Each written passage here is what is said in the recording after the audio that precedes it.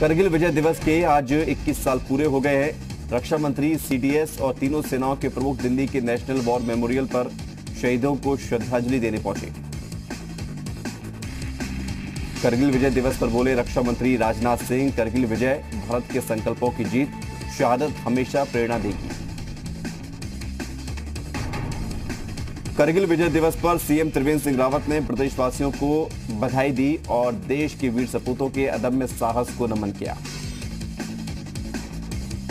इस मौके पर देश के वीर जवानों को संदेश देने के लिए खास राखी भी बनाई जा रही है। नई दिल्ली के confederation of all India traders की तरफ से देश के वीर जवानों को संदेश देने के लिए ये पहल की गई। डिप्टी सीएम दिनेश शर्मा ने करगिल विजय दिवस पर वीर सपूतों को याद किया और लखनऊ में करगिल शहीद वाटिका में माल्यार्पण किया और शहीदों को नमन किया। करगिल की जंग में शामिल रहे बुलंदशहर के यशपाल सिंह तेवतिया को पहाड़ों पर लड़ी गई सबसे मुश्किल जंग का एक एक मंजर याद है। नत्थुगढ़ी गांव के रहने वाले यशपाल सिंह तेवतिया 17 जाट रेजिमेंट में तैनात थे। करगिल जंग के दौरान आगरा के मलुपुर गांव के धर्मवीर सिंह शहीद हुए थे। गांव में शहीद धर्मवीर के सम्मान में एक पार्क बनाया गया है। शहीद धर्मवीर सिंह की मां ने कहा, अपने बेटे की शहादत पर गर्व है। करगिल विजय दिवस के मौके पर शहीद मेजर अविनाश सिंह भदौरिया को कानपुर में श्रद्धांजलि दी गई। शहीद मेजर अविनाश सिंह भदौरिया ने करगिल युद्ध के दौरान गोली लगने के बावजूद 3 पाकिस्तानी घुसपैठियों को मार गिराया था। अमेठी के दादरा गांव के रहने वाले वीरेंद्र सिंह करगिल युद्ध में शहीद हुए थे। शहीद वीरेंद्र सिंह की याद में मुसाफिर खाना इलाके में एक गेट और सड़क बनवाई गई है। राम मंदिर निर्माण के लिए होने वाला भूमि पूजन माता सीता की जन्मस्थली सीतामढ़ी की मिट्टी और जल से होगा। मां जानकी जन्मोत्सव आयोजन समिति की अगुवाई में सीतामढ़ी के प्रमुख 5 मंदिर से मिट्टी इकट्ठा कर इसकी विधिवत पूजा की गई। अयोध्या में राम जन्मभूमि तीर्थ क्षेत्र ट्रस्ट के महामंत्री चंपत राय की जनता से अपील, भूमि पूजन पर अयोध्या आने का विचार त्याग दें, जनता घर में ही उत्सव मनाएं। रामदल के प्रमुख पंडित कल्की राम रामलला को नई पोशाक भेंट करेंगे। हीरे जवाहरत से जड़ी होगी रामलला की नई पोशाक। शुभ तिथि पर नई पोशाक पहनेंगे रामलला। रामलला के बछड़ा सुल्तानपुर गांव में हर घर में बन रहे दीपक। भूमि पूजन से पहले अयोध्या में होगा बड़ा दीपोत्सव। लॉकडाउन में मायूस कुमारों में खुशी का माहौल।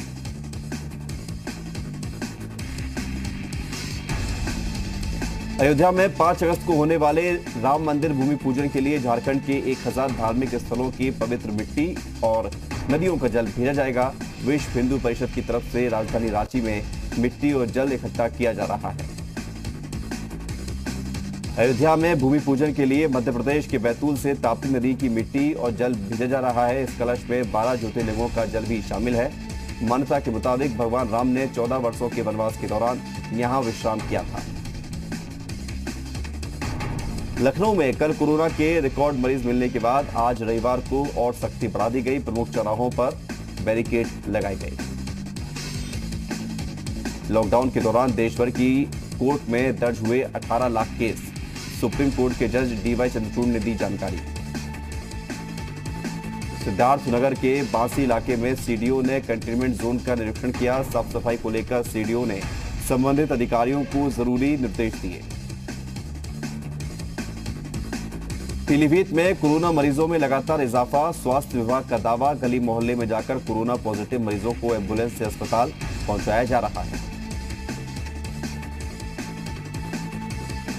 प्रतापगढ़ में हुए मकान के विवाद में शख्स पर अपने ही 2 भतीजों पर ताबड़तोड़ फायरिंग करने का आरोप। एक की मौत, एक अस्पताल में भर्ती।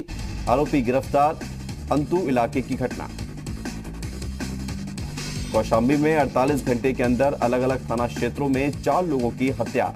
ताजा मामला सराय अकील थाना क्षेत्र के रसूलपुर टप्पा गांव का, जहां शख्स की दिन दहाड़े गोली मारकर हत्या कर दी गई।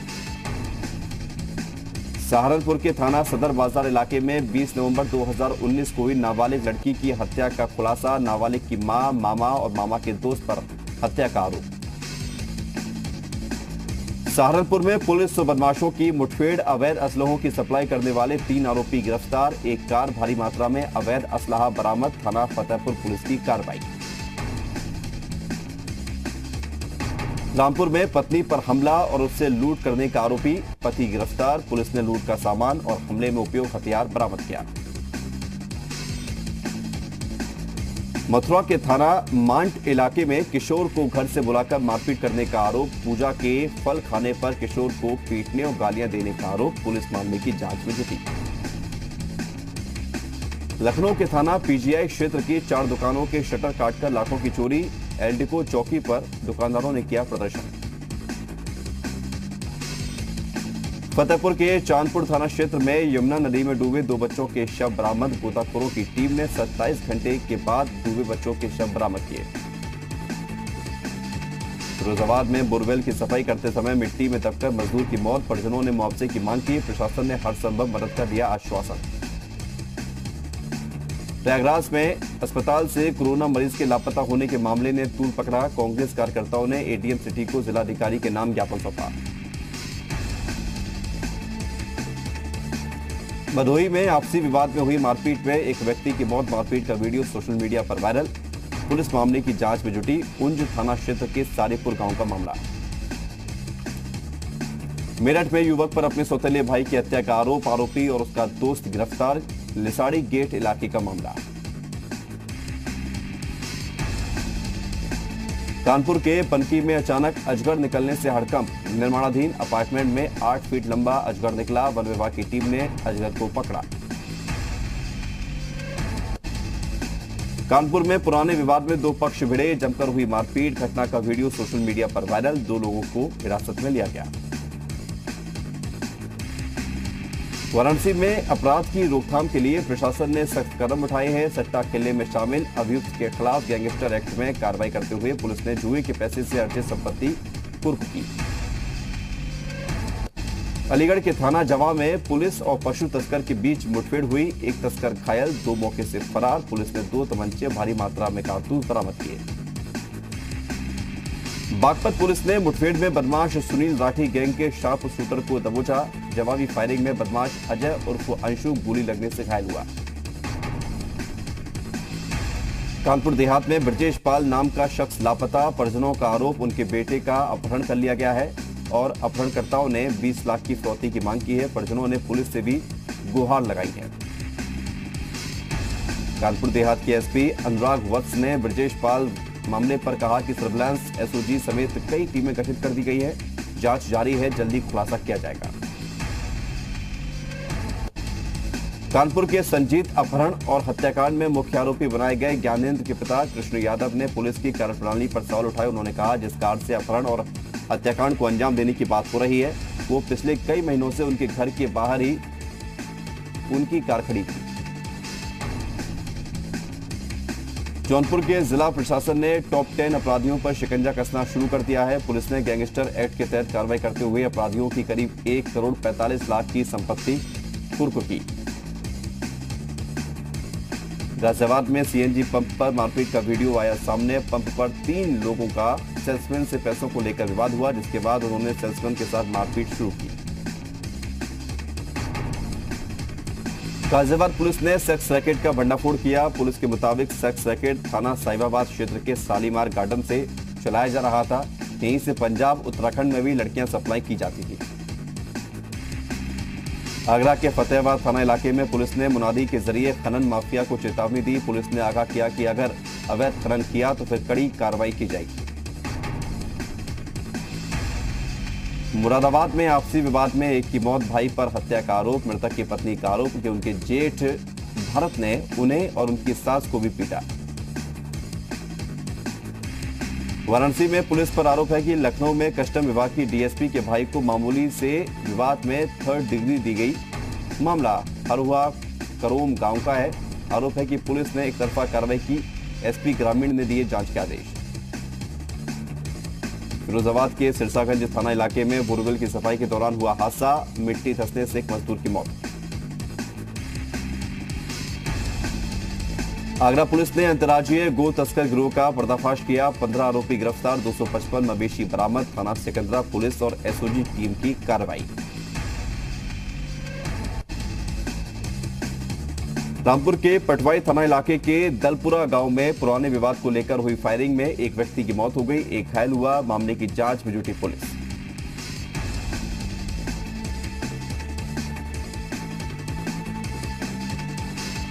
और इस बीच एक बड़ी खबर कासगंज से है, जहां ट्रिपल मर्डर से हड़कंप मच गया। पुरानी रंजिश में एक ही परिवार के 3 लोगों की हत्या कर दी गई है। सोरो के होडलपुर में 3 लोगों की हत्या की गई है। गोलियों से भूनकर 3 की हत्या की गई है। एक शख्स की हालत गंभीर है। वारदात के बाद हत्यारे फरार होने में कामयाब हो गए। बड़ी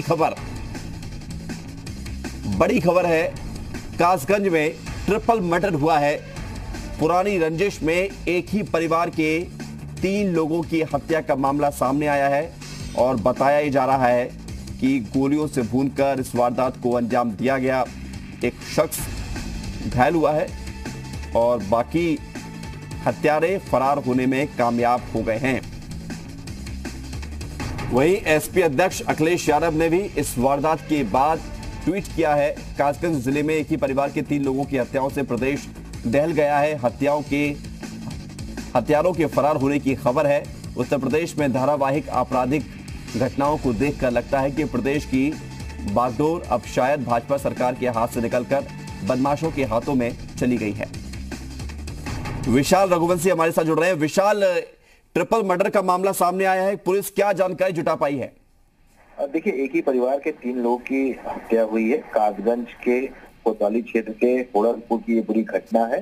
हालांकि मौके पर कई थानों की पुलिस फोर्स पहुंच गई है और अभी एसपी कासगंज के मुताबिक इस पूरे मामले में 7 अभियुक्तों को हिरासत में ले लिया गया है।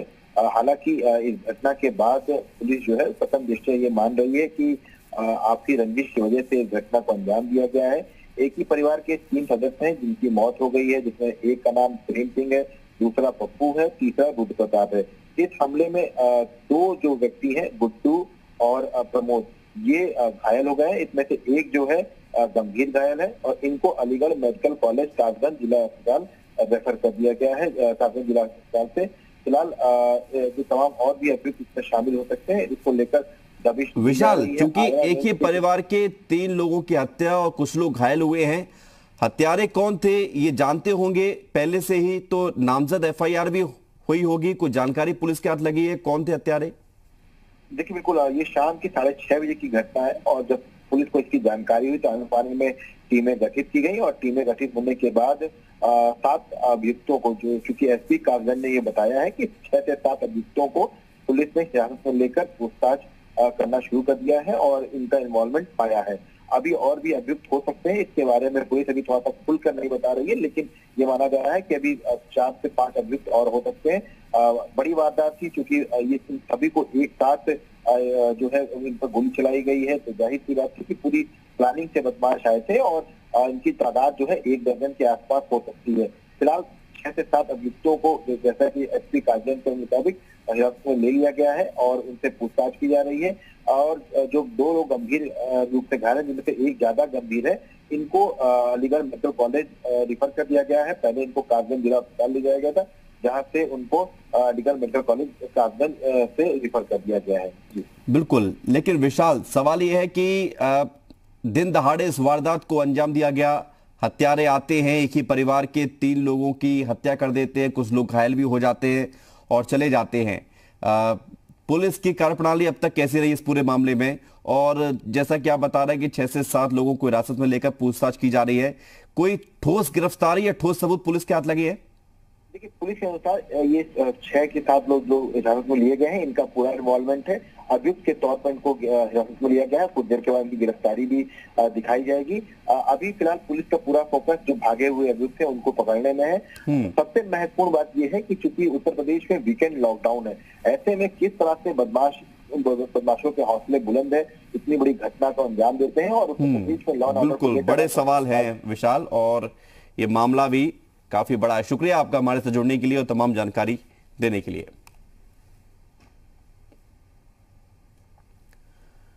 तो सूरो के होटलपुर में इस वारदात को अंजाम दिया गया। उत्तराखंड बीजेपी अध्यक्ष वशीधर भगत के बयान की कांग्रेस ने निंदा की। अल्मोड़ा में कांग्रेस ने बीजेपी प्रदेश अध्यक्ष का पुतला फूंका और जमकर नारेबाजी की।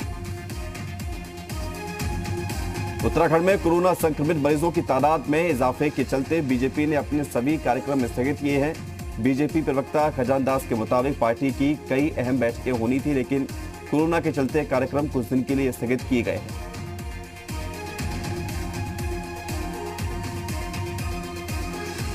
करगिल विजय दिवस पर अल्मोड़ा में करगिल युद्ध के वीर शहीदों को श्रद्धांजलि दी गई। सांसद अजय टमटा के साथ सेना और पुलिस के अधिकारियों ने शहीदों को पुष्पचक्र अर्पित किए। हालांकि कोरोना के चलते इस बार शौर्य दिवस में सीमित संख्या में ही लोग शामिल हुए। शौर्य दिवस के मौके पर कांग्रेस के प्रदेश अध्यक्ष प्रीतम सिंह ने भी गांधी पार्क जाकर शहीदों को नमन किया, श्रद्धांजलि दी। इस मौके पर प्रीतम सिंह ने कहा कि हमें अपने देश के जवानों पर गर्व है। हमारे जाबाज पूरी मुस्तैदी के साथ देश की हिफाजत में सीमाओं पर डटे हुए हैं। उत्तराखंड में पंतनगर एयरपोर्ट को सरकार इंटरनेशनल एयरपोर्ट बनाने जा रही है। मुख्यमंत्री त्रिवेंद्र सिंह रावत का कहना है कि एयरपोर्ट बनने से जहां किसानों को फायदा मिलेगा, तो वहीं स्थानीय स्तर पर भी युवाओं को रोजगार मिलेगा। उत्तराखंड में आज लॉकडाउन का दूसरा दिन है। देहरादून में पुलिस जवान पूरी सख्ती के साथ पेश आ रहे हैं। बेवजह सड़कों पर घूमने वाले लोगों के खिलाफ भी पुलिस कार्रवाई कर रही है। राजस्थान में कांग्रेस सरकार को विधानसभा सत्र बुलाने के लिए अनुमति न मिलने के विरोध में उत्तराखंड कांग्रेस ने राजभवन कूच का ऐलान किया। कल सुबह 11:30 बजे कांग्रेस पार्टी के कार्यकर्ता राजभवन कूच करेंगे। बारिश के अलर्ट को देखते हुए देहरादून जिला प्रशासन ने नदियों के किनारे रहने वाले लोगों को सतर्क रहने के निर्देश दिए।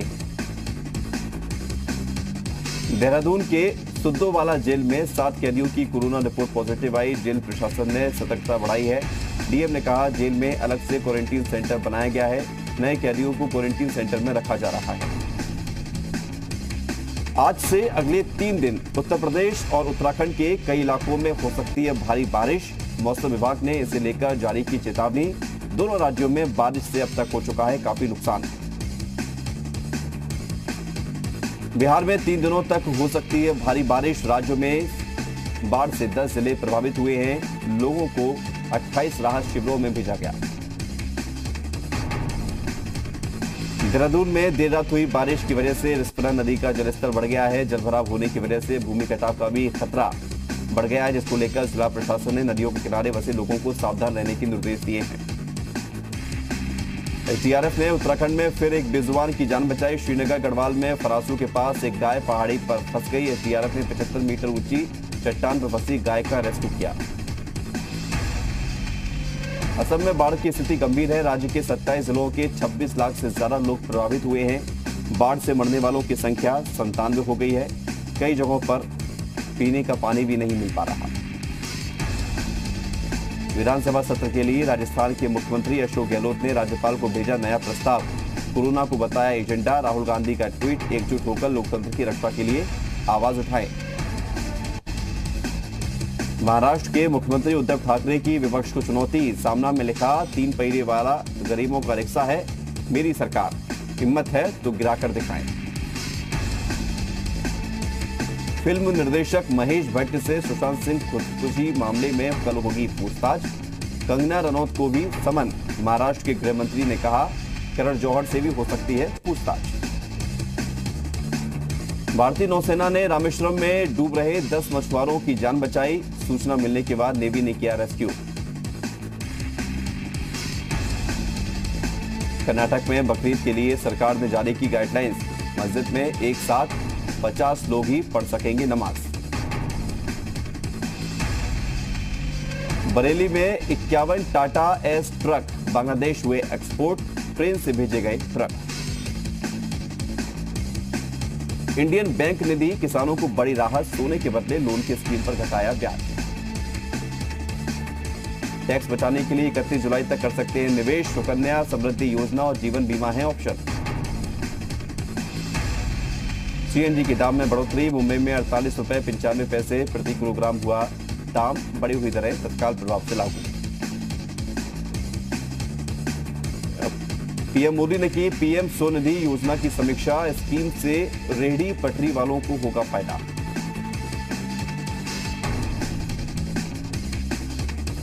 ऑनलाइन शॉपिंग के लिए कल से लागू होंगे नए उपभोक्ता संरक्षण नियम। उपभोक्ता एवं खाद्य मंत्री करेंगे ऐलान।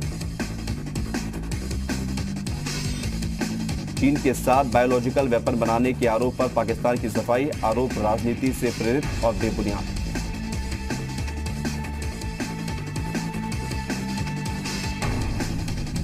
अमेरिका के विदेश मंत्री माइक पोम्पियो का बयान। साउथ चाइना सी चीन का जल साम्राज्य नहीं।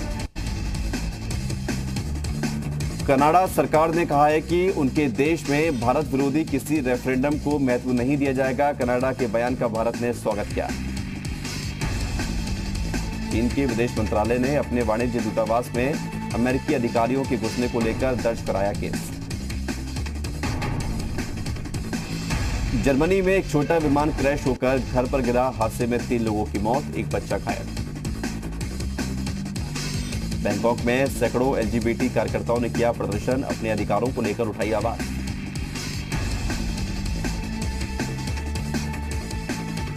जापान के टोक्यो में ओलंपिक 2021 को लेकर विरोध प्रदर्शन।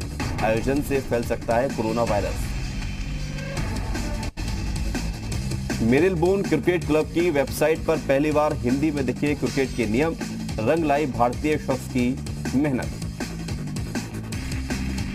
हरियाणा करेगा खेलो इंडिया यूथ गेम्स 2021 की मेजबानी। खट्टर और खेल मंत्री किरण रिजिजू ने इसकी घोषणा की।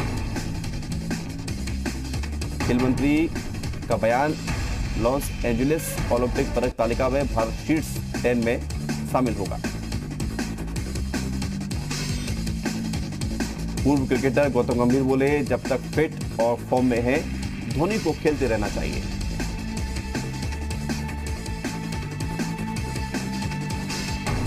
भारतीय बल्लेबाज सुरेश रैना ने कहा, दोबारा कब मैदान पर खेलना मिलेगा, बस यही सपना देख रहा हूं।